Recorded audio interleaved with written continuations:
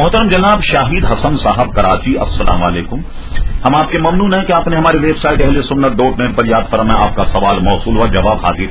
آپ نے پوچھا کہ 7.5 تولے سونے کی قیمت تقریباً 45,000 روپے، جبکہ 52.5 تولہ چاندی کی قیمت تقریباً 4,200 روپے بنتی ہے.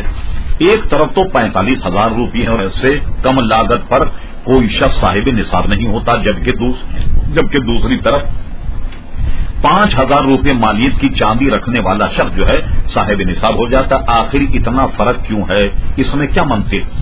شاہد حسن صاحب، سب سے پہلی بات تو یہ آپ ذہن میں رہے کہ اس میں لفظ مالیت نہیں ہے بلکہ اس کی مقدار ہے کہ چاندی اتنی مقدار ہو، سونا اتنی مقدار ہو. کبھی اگر ہو سکتا ہے یہ دور ترقی کر جائے، شاید کبھی سونا سستا ہو جائے، چاندی مہنگی ہو جائے، تو تب بھی نصاب یہی رہے گا.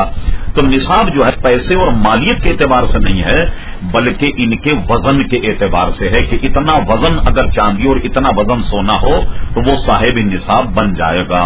یہ ہے اصل مسئلہ. آپ نے اس کو موازنہ جو قیمت کے ساتھ کیا ہے یہی آپ کو سہو ہوا، جبکہ اس میں وزن کو معتبر رکھا گیا کہ اتنے وزن کی یہ چیزیں آپ کے پاس ہوں گی تو صاحب نصاب ہو جائیں گے. اس میں مالیت نہیں بلکہ وزن کا